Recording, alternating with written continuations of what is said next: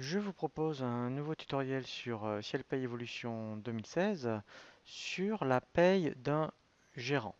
Nous allons voir donc comment créer une fiche salarié par rapport à un gérant, par rapport aux spécificités, effectivement, lorsque vous créez la fiche salariée d'un dirigeant. Et nous verrons également ensuite, par rapport au bulletin de paye, le profil d'un gérant et au niveau, effectivement, des cotisations qui lui sont, je dirais, spécifiques. Nous allons donc commencer par créer le salarié. Donc ici, si je clique sur le bouton salarié, je fais créer. Ici, donc je vais l'appeler gérant.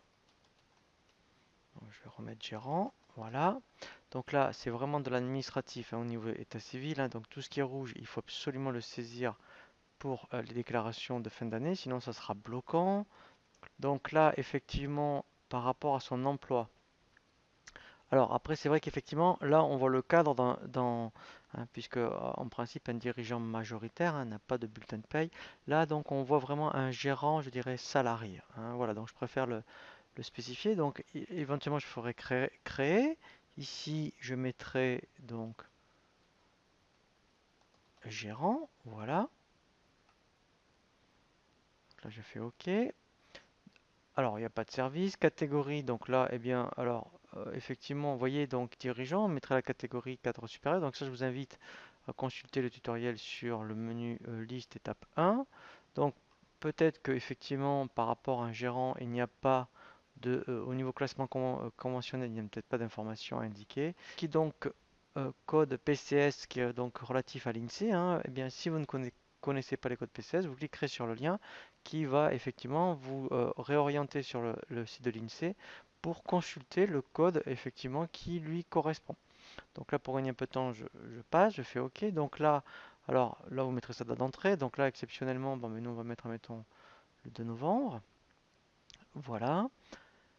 Ensuite, voilà, ce qui est très important, c'est le profil. Donc là, en fait, il y a un profil qui est tout fait. Alors après, on va le voir en détail, mais qui est proposé par Ciel, qui s'appelle gérant. Donc on verra après comment l'adapter, mais par défaut, en tout cas, vous mettrez ce profil là.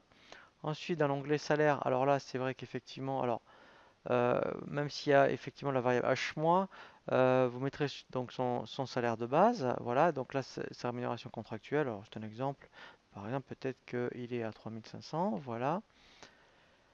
Ensuite, donc, nature du contrat. Alors, là aussi, c'est vrai que c'est un peu particulier, mais là, c'est vrai qu'on crée une fiche salariée par rapport à un gérant salarié. Donc, là, je vais mettre, admettons, CDI. Voilà, intitulé du contrat. Donc là, il ne fait pas partie de ce type de contrat. Donc là, on mettra autre contrat.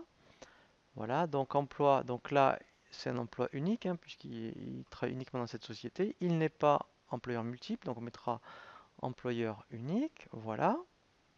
Donc au niveau des congés, alors là, en principe, effectivement, euh, un gérant, enfin, n'a pas de congé, dans le sens où, enfin, entre guillemets, il peut partir un petit peu en congé comme il veut.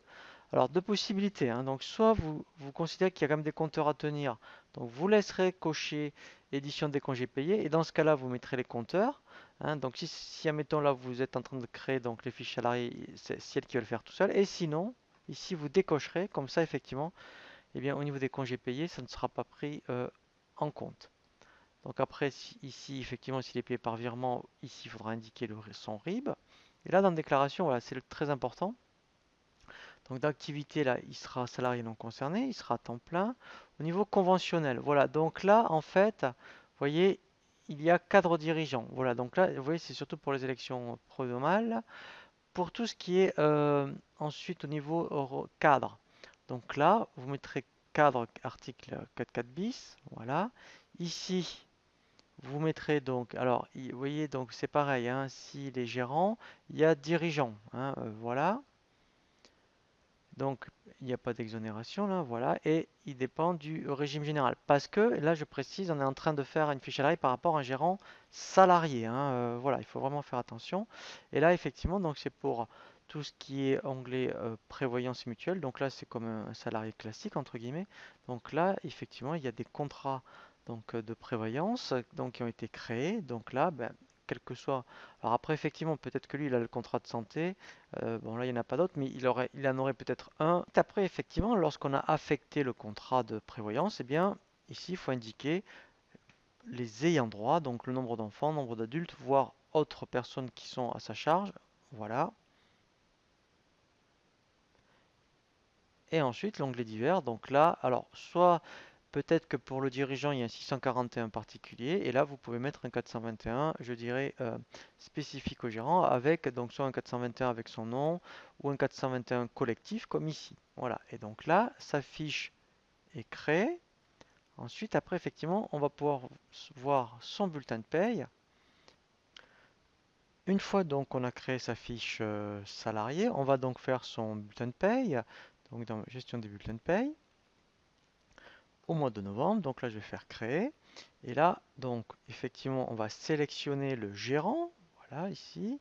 Je fais donc toujours à partir du profil. Voilà.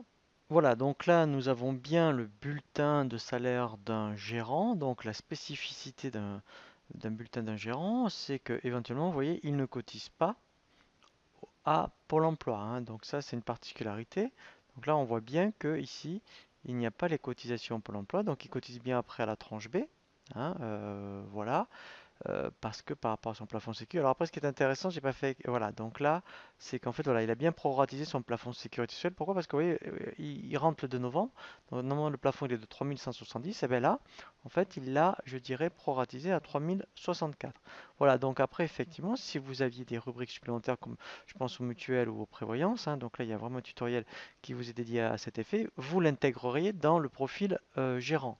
Mais en fait, ce qui est vraiment très important dans un profil gérant, c'est de bien faire attention qu'ici ne cotise pas, hein, aux cotisations Pôle emploi. Voilà, donc là, au moins son profil et sa paye, eh bien, est vraiment, je dirais, adapté à, je dirais, la fiche salariée d'un gérant.